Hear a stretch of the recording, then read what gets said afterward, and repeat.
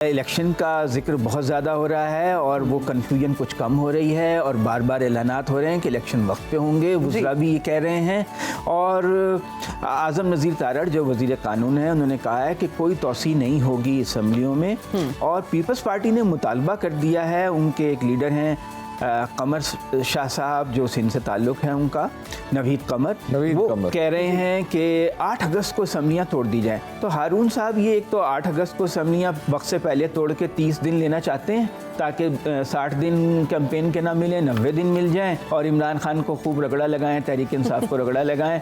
एक नाम तो कट जाएगा मेरी बात में से, तो खैर तहरीक इंसाफ को बहुत रगड़ा लगाना चाहते हैं, 90 दिन में कैंपेन करना चाहते हैं। और दूसरे ये कि बड़ी चेमगोइयाँ हो रही हैं कि निगरान वज़ीर आज़म कौन बनेगा और कुछ कशमकश हो रही है कि इलेक्शन के बाद वज़ीर आज़म कौन बनेगा। आप ज़रा तफसील से बताएं, आपके पास अंदरूनी ज़राए की खबरें होती हैं। वो आपने जो कहा ना एक नाम तो कट जाएगा, हाँ, तो वो मुझे वो मशहूर फिल्मी गाना याद आया हमारे मोहतरम हबीब जालिब साहब का, जिनके साथ बहुत दिन गुजरे हैं, कि रक़्स जंजीर पहन के भी किया जाता है। तू के ना वाकिफ़ आदाब। एक फारसी का शायर है उस्मान हारूनी, कहता है तू आ कातिल क्या बहरे तमाशा खून मन रेजी, मना बिस्मिल के ज़ेरे खंजरे खूंखार भी रक़्सम, अगरचे कतरे शबनम न पोयत बरसरे खारे, मना माँ कतरे शबनम बनो के खार भी रक़्सम। के तू वो कातिल है जो सिर्फ तमाशा देखने के लिए मुझे ज़िबा करता है, मना बिस्मिल के ज़ेरे खंजरे खूंखार भी रक़्सम, मगर मैं वो बिस्मिल हूँ जो खंजर के नीचे भी तड़प रहा है, तड़प सकता है। और अगरचे कतरे शबनम नो के खार पे ठहर नहीं सकता, मगर मैं वो कतरे शबनम हूँ जो नो के खार पे रक्स करता है। वाह वाह, ऐसे वक्त भी आते हैं, कोई बात नहीं है, ये दिन भी गुजर जाएंगे। गुजारे ये है, दो पहलू हैं। एक तो ये है पीपल्स पार्टी जल्द इलेक्शन चाहती है निस्बतन, वो तो चाहते थे कि भाई अक्टूबर में हो जाएं और 60 दिन में हो जाएं, और इसलिए कि उन्हें बेताबी है कि सिंध तो हाथ में है ही और वो हाथ में रहे, और अगर हो सके तो बिलावल को बनाया जाए। वो मंसूबा क्या मैं अर्ज़ करता हूँ आपसे, जहाँ तक मैं समझ सकूँ। और बलूचिस्तान भी वो समझते हैं, और ये बलूचिस्तान को तो ख़रीदारी करना चाहते, वो सादा सा नुस्खा है। तो वो अपना पंजाब में कुछ सीटें ले ली जाएं। तो दूसरा ये है कि वो कशमकश है कि कौन वज़ीर आज़म बनेगा। नेपोलियन ने कहा था no friends, there are allies and enemies in politics. सियासत में कोई किसी का दोस्त नहीं होता, हलीफ होते हैं या दुश्मन होते हैं, ये याद रखें। और तारीख़ हमें बर्रे सग़ीर की बताती है कि मखलूत हुकूमतें कामयाब नहीं होती। अब ये जो 15 महीने से तो चल ही रही है, बस जैसी चल रही है वो आप देख ही रहे हैं। वो एक फिल्म का डायलॉग है, लल्लू ये जीना भी कोई जीना है। नहीं, इससे बेहतर मैं आपको जुमला सुनाता हूँ। वो आदमी मैंने फिर सोशल मीडिया पे नहीं देखा तो लगता है कि वो कोई यानी पेशेवर नहीं था, प्रोफेशनल नहीं था। एक आदमी एक खेत में से गुजर रहा है और करीब से एक दूसरे आदमी को गुजरते हुए देखता है, ऐसा लगता है कि वो किसी और ने बनाया, और वो उससे कहता है चौधरी दुनिया दे आते गए हैं, पर इंज लगता फेरा ही पिया है, फेरा ही पिया। तो ये मतलब वो खुद अपना रो रहे हैं कि हमने तो मुल्क को बचाने के लिए अपनी सियासत की कुर्बानी दी, हालांकि मरे जा रहे थे, वे मुकदमात खत्म कराने थे।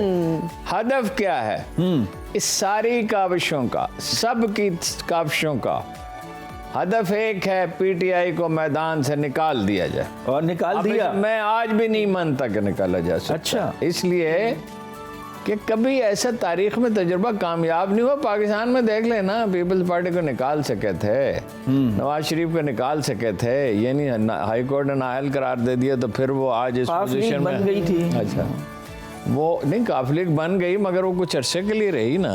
तो ये सिचुएशन पर डिपेंड करता है, सिचुएशन क्या है। ये तो पॉलिटिक्स में 100% प्रेडिक्शन तो करना मुमकिन नहीं होता, जो लोग करते हैं ये दावा है और दावा बातिल होता है।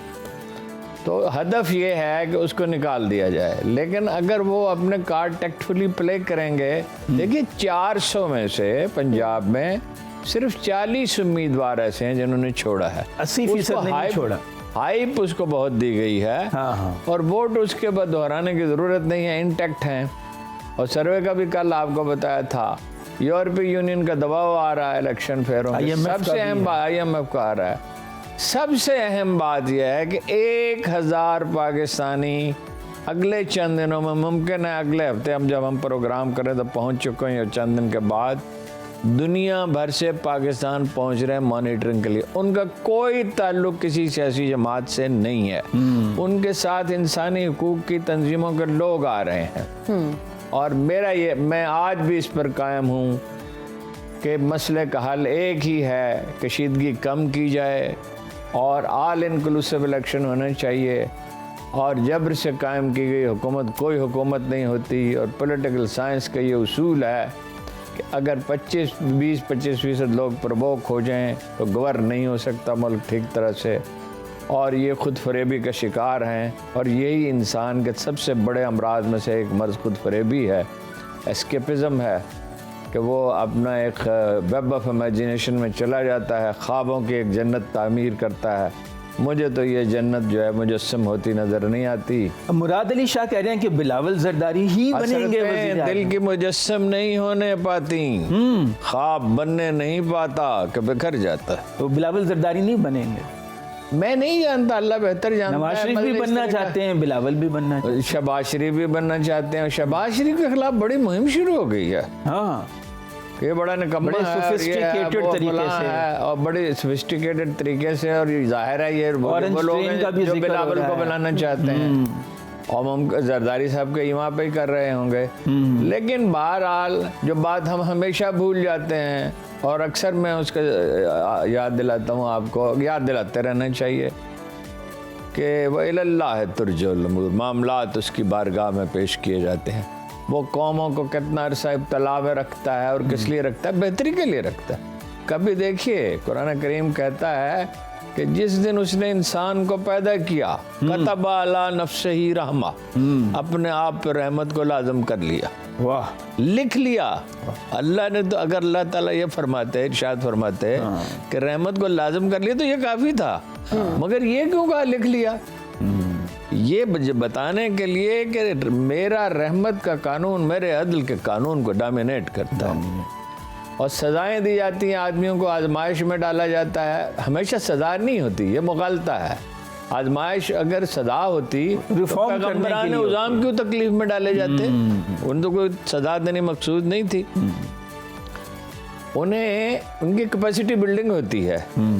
अगर जिंदगी में मसले को आदमी मसला समझ ले और खुद पे तर्स खाने लगे तो वो कुछ नहीं कर सकता। अच्छा, कतक अगर उसको चैलेंज समझ ले, हाँ, और उसका हल तलाश करने की कोशिश करे, यानी PTI में भी सेल्फ पिटी गालिब आ गई है और दुख दर्द बहुत है और मायूसी ज़्यादा है।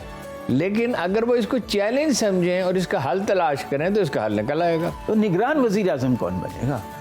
निगरान वज़ीर अगस्त में बस 1 महीना रह गया। नया नाम तो मोहतरमा जुगनू मोहसिन साहबा का है। अमेरिका तशरीफ ले गई हैं। अमेरिका या लंदन? मोहतरमा लंदन। मोहतरमा मरियम नवाज की अतालीक रही हैं। अच्छा, उनकी 2 अतालीक रही हैं, दूसरी तो पसंद नहीं करेंगी कि उनका नाम लिया जाए। अच्छा, वो तो बेजार होकर चली गई हमेशा हमेशा के लिए। उन्होंने फिर इनसे ताल्लुक के ख़त्म कर लिया। अच्छा, बता दें, ऐसे क्यूरियोसिटी रहेगी। नहीं, ऐसे ही बता दो, बताने के बाद रहेगा ना। नहीं देख लें, ऐसे ही बता दूं।